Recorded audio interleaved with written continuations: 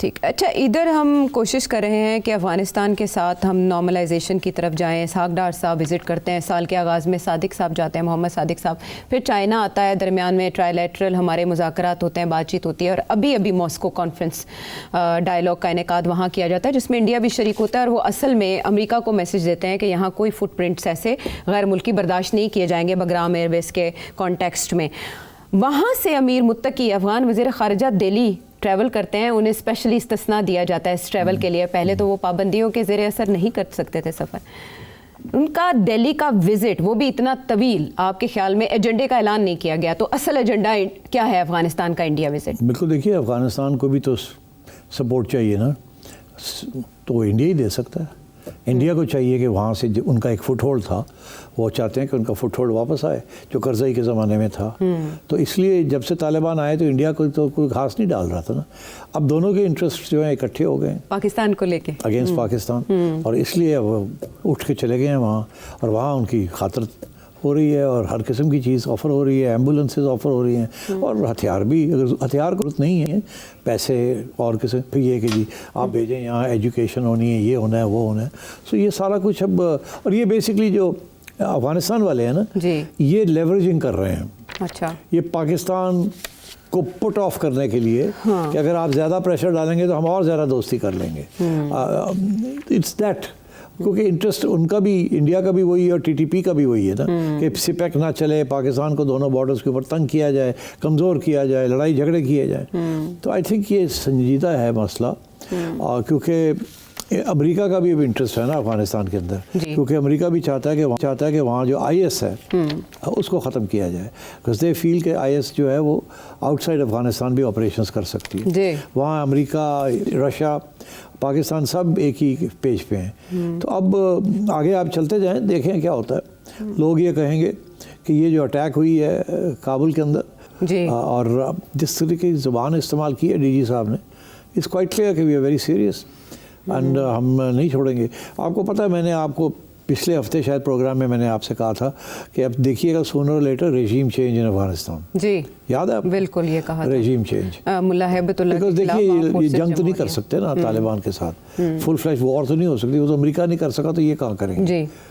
तो इसलिए I think regime change, civil war और power struggle and change of this guard and bringing in some other, supporting some other faction of the Afghan Taliban and giving them space. तो ये मेरा ख्याल है, अब आप देखिएगा अगले 3 माह के अंदर अफगानिस्तान के अंदर भी पावर स्ट्रगल हो जाएगी and some things will happen. अच्छा सेठी साहब, मॉस्को कॉन्फ्रेंस में जहाँ दीगर ममालिक थे और वो अमरीकी एयरबेस की बात, बगराम में एयरबेस की बात को रद्द कर रहे थे, वहाँ साइड लाइन्स पर पाकिस्तान के जो खुसूसी नुमाइंदा हैं अफ़गानिस्तान के लिए, उनकी फ़ॉरेन मिनिस्टर अफ़गानिस्तान मुत्तकी साहब से 90 मिनट्स की डिटेल्ड मीटिंग हुई, जिसमें और भी बहुत से मौज़ूआत थे, लेकिन जो शेयर्ड सिक्योरिटी कंसर्न्स हैं उनके ऊपर कोलैबोरेशन पे भी बात हुई। अब आपने ये तस्करा किया वहाँ एयर स्ट्राइक का, इसको थोड़ा डाउन प्ले किया गया इब्तिदा में, और जो उनके तर्जुमान हैं ज़बीहुल्लाह साहब, उन्होंने कहा don't worry, it's all good and well and so forth there is no report of any harm done. एक तो आप हमें ये क्लियर कीजिए कि क्या कोई अंडरस्टैंडिंग हो सकती है behind the scenes Moscow conference में जो हुई हो, उसके बाद कल हमारी स्टेटमेंट्स हमारे हुकाम की, उसके बाद ये तय को उसे डाउन प्ले करना, उस तरह से ना रद्द अमल देना जिस तरह से इस तरह की एयर स्ट्राइक के बाद दिया जाना चाहिए? That's a very very difficult question to answer. देखिए, अगर 1.5-2 घंटे की बात सादिक की और तालिबान के रिप्रेजेंट की हुई है तो क्या बातें की उन्होंने?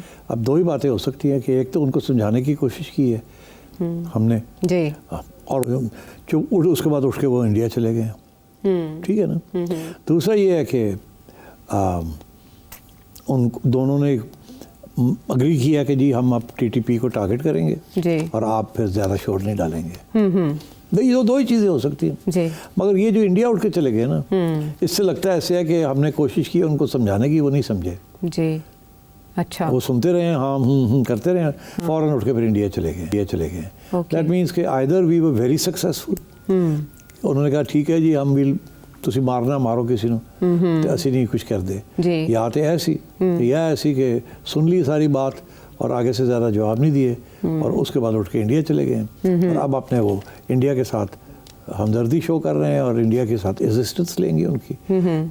सो आई थिंक माई सेंसेस, ये तालिबान नहीं सुनते किसी की बात। अच्छा, तो ये ख्याल कि जी वो हमारी बात सुन रहे हैं और हम उन्हें ये देंगे वो देंगे, I don't think they agree. और इसीलिए मैं कहता हूँ यहाँ किसी न किसी स्टेज पे रेजीम चेंज होनी पड़ेगी। ये रेजीम के साथ पाकिस्तान नहीं काम कर सकता। तो इस अमारात इस्लामिया का मुस्तहकम रहना आपके ख्याल में इंडिया के मफाद में होगा, जिनके साथ आज से 4 साल पहले तो ताल्लुकात मुमकिन ही नहीं थे, क्योंकि ये बैक करते थे वेस्टर्न बैक्ड जो गवर्नमेंट थी, और उसके बाद अब ये अनहोनी हो गई। देखिए ये सियासत में होता है, the enemy of your enemy is my friend, ठीक।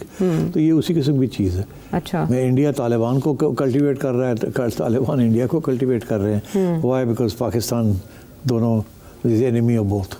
सो इसलिए Pakistan is the enemy of India and India is the enemy of Pakistan, so the enemy of Pakistan is my friend. तो ऐसे में काबुल में इंडियन एम्बेसी का खुलना, अब देखें ना, ये भी इंटरेस्टिंग है, रिकग्नाइज नहीं किया मगर एम्बेसी खोल रहे हैं।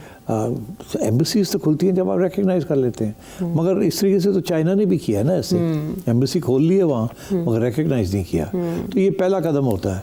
तो clearly this is a signal from the Taliban and from India, दोनों अपने मफाद में ये कर रहे हैं। And I think Pakistan has to take note of this. Okay, तो रशिया की तरह अब इंडिया भी रिकग्नाइज करने की तरफ अगला कदम ले सकता है? मेरा ख्याल है इंडिया नहीं रिकग्नाइज करेगा जब तक एक कंसेंसस नहीं हो जाता कि बाकी मुल्क भी करेंगे। आई don't think India will do that, but India will keep its options open, because देखिए ये सियासत है, बड़ी फ्लेक्सिबिलिटी बड़ी होती है। अब इट डिपेंड करता है, अगर तो पाकिस्तान टीटीपी की लीडरशिप को एलिमिनेट कर देता है वन वे और अनदर, अच्छा, तो फिर टीटीपी कमज़ोर हो जाएगा। फिर शायद टीटीए जो है वो पाकिस्तान की बात भी मान ले। अच्छा, अभी तो मैं आपसे बता रहा हूँ ना कि टीटीए को डर ये है कि टीटीपी और आईएस मिल के टीटीए को न उड़ा दें, घर से, इसलिए वो उनके खिलाफ एक्शन नहीं लेते जी।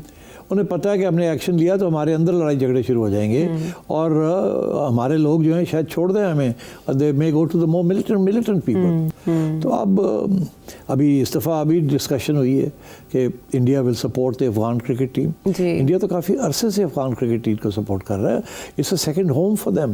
एक दुबई और एक इंडिया है, और वहाँ वो ट्रेनिंग भी होती है उनकी, उनको रिहाइश भी मिलती है, सारा कुछ मिलता है। तो ये वो लोग हैं जिनके कोचेज़ जो है वो हम दे रहे थे। हम देते हैं अपने कोचेज़, वो इंडिया में जाके ट्रेनिंग करके हमारी पिटाई कर देते हैं। तो अब बात यह है कि I think we have been very confused about Afghanistan, और पहले दिन से कि एक ज़माने में हम समझते थे कि ये पाकिस्तान का हिस्सा है जहाँ हम चाहें जंग के वक्त हमारी स्ट्रेटेजिक डेप्थ है ये। फिर वो ख़त्म हुई, स्ट्रेटेजिक डेप्थ नहीं हुई, फिर उन्होंने साइड्स लेनी शुरू कर दी। कभी मुजाहिदीन की साइड ली, ठीक है, फिर जब नॉर्दर्न अलायंस वगैरह के ख़िलाफ़, और फिर वहाँ से उनको हटाया तो दूसरे आ गए। सो आई थिंक हमारी कोई लॉन्ग टर्म पॉलिसी नहीं रही, it's all been short term. और अभी भी आप देखें ये बड़ी देर से कोशिश कर रहे हैं अफगानिस्तान को, ये तालिबान को समझाने की, वो नहीं समझ रहे। हाँ, वो नहीं समझ रहे। लेकिन वो इंश्योर कर रहे हैं इंडिया को कि हमारी सरजमीन इंडिया के खिलाफ इस्तेमाल नहीं होगी। पाकिस्तान को ऐसा इंश्योर नहीं करते। नहीं, देखिए वो उनकी ज़मीन इंडिया के खिलाफ हो भी नहीं सकती ना, क्या करें। माजी में जैसे अलकायदा से थ्रेट रहा या इंडिया को शिकायत रही? नहीं, इंडिया को कोई थ्रेट नहीं है from al Qaeda. No, none. IS Khorasan? No, India is not under threat.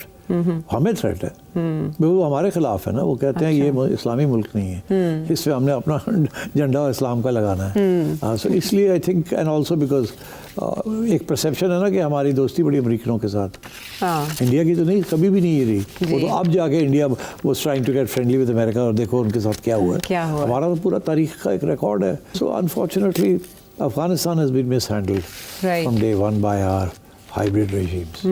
Policies जो हैं वो एक दूसरे से तसादुम का शिकार रही, जिसकी वजह से ये तसादुम ख़त्म होने का नाम नहीं ले रहा और रास्ता सुझाई नहीं दे रहा। लेकिन अब जो सिक्योरिटी इस्टेब्लिशमेंट है